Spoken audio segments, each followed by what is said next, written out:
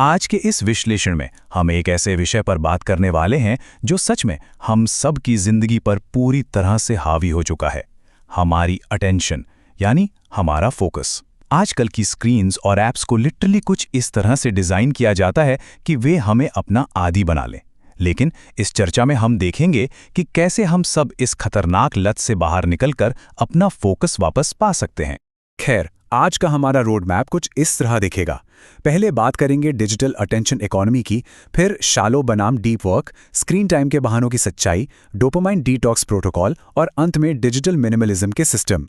यानी पहले हम डिजिटल दुनिया की कुछ कड़वी सच्चाइयों का सामना करेंगे और फिर समय पर वापस कंट्रोल पाने के लिए कुछ बेहद ठोस और रिसर्च बेस्ड तरीकों को एक्सप्लोर करेंगे। तो बिना देर किए शुरू करते हैं हमारे पहले हिस्से से, डिजिटल अटेंशन इकोनॉमी। देखिए, आज के दौर में हमारी अटेंशन कोई मामूली चीज नहीं रह गई है।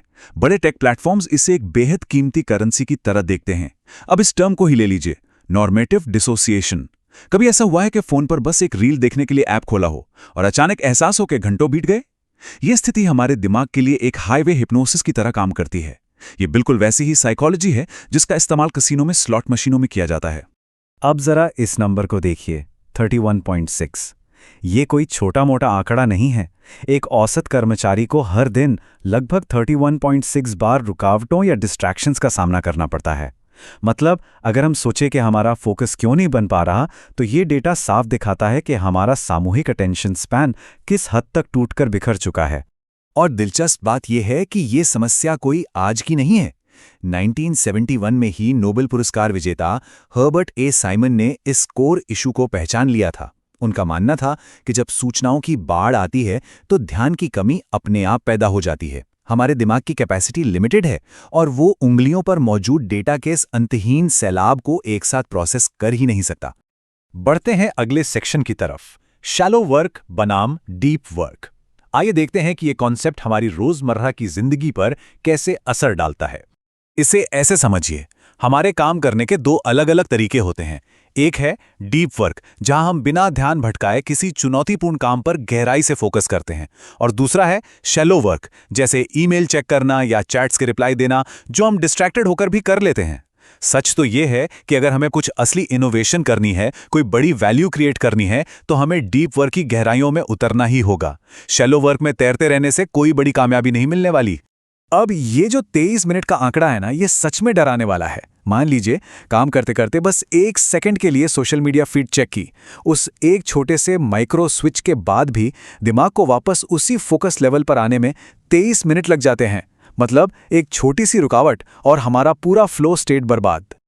और अगर हम खुद को मल्टीटास्किंग का चैंपियन मानते हैं, तो ये डेटा हमारी आंखें खोलने के लिए काफी है।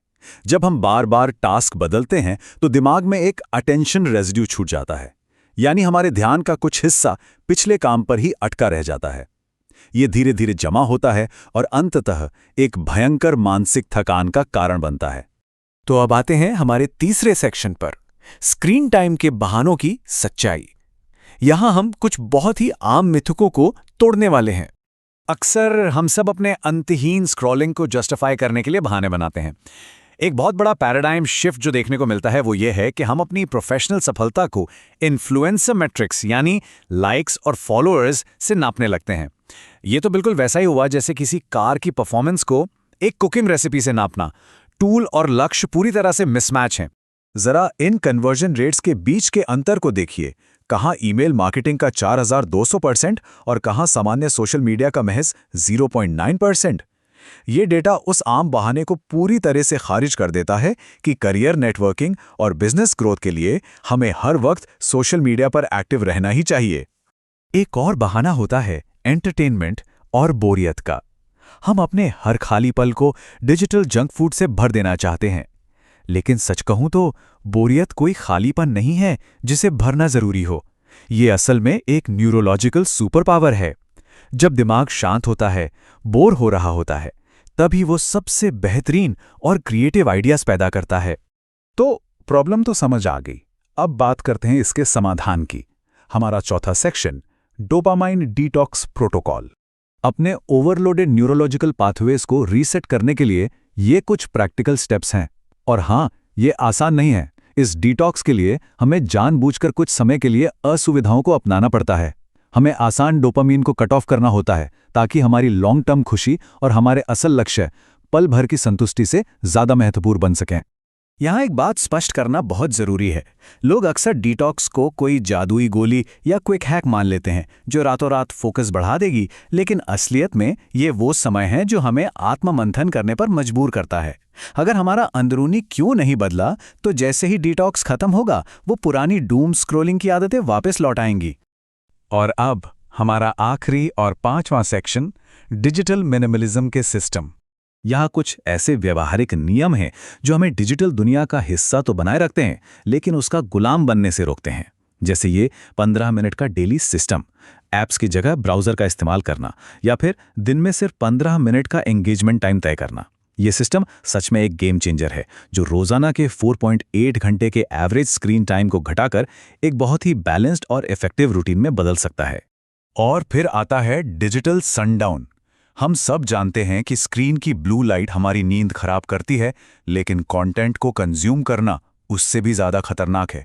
दिमाग को रिकवर करने के लिए फ़ोन और हमारे बीच एक सख्त फिजिकल बाउंड्री होनी चाहिए। सोने से 90 मिनट पहले फ़ोन को बेडरूम से बाहर करना इसका पहला और सबसे क्रूशियल कदम है। अब ये स्टडी रिजल्ट्स काफ़ी दिलचस्प हैं। जब प्लेटफॉर्म्स में जानबूझकर कोई रुकावट या फ्रिक्शन डाला जाता है, जैसे अगली पोस्ट देखने के लिए कुछ एक्स्ट्रा क्लिक करना पड़े, तो 53% यूजर्स फ्रस्ट्रेट हो जाते हैं। इससे ये साफ साबित होता है कि हम बिना रुके सीमलेस स्क्रॉलिंग करने की कितनी गहरी लत के शिकार हो चुके हैं। एक छोटी सी रुकावट भी हमें चिड़चिड़ा कर देती है। ये कुछ छोटी छोटी लेकिन कमाल की रोज़मर्रा की आदतें हैं। अपने डिवाइस कम करना, मार्केटिंग ईमेल्स को अनसब्सक्राइब करना, या कभी-कभी फ़ोन को घर पे ही छोड़कर बाहर जाना। ये टैक्टिक्स हमारे मेंटल स्पेस को वापस पाने में बहुत मदद करती हैं और टेक्नोलॉजी को सिर्फ हमारे जीवन के असल लक्ष्यों तक ही सीमित रखती हैं। ये सब हमें एक बहुत ही गहरे निष्कर्ष की तरफ ले जाता है। नर्स ब्रॉनी वेयर ने मरते हुए लोगों के जीवन के अंतिम क्षणों को ऑब्जर्व किया था। पता है, उनमें से किसी एक ने भी ये नहीं कहा कि काश मैंने अपना थोड़ा और समय सोशल मीडिया पर स्क्रॉल करते हुए बिताया होता। सब ने बस अपने लिए एक सच्ची जिंदगी जीने की इच्छा जताई। तो इस चर्चा के अंत में हम सबको खुद से ये एक सवाल जरूर पूछना चाहिए, क्या हम अपनी अटेंशन रूपी इस बेहद कीमती करेंसी को अपनी मनचाही जिंदगी बनाने में खर्च कर रहे हैं, या फिर हम चुपचाप एल्गोरिथम्स को इसे हमारे लिए खर्च करने दे रहे हैं? उम्मीद है कि ये विश्लेषण हम सबको अपनी जिंदगी और अपने फोकस का कंट्रोल वापस लेने के लिए एक सही दिशा देगा। जुड़ने के लिए बहुत बहुत धन्यवाद।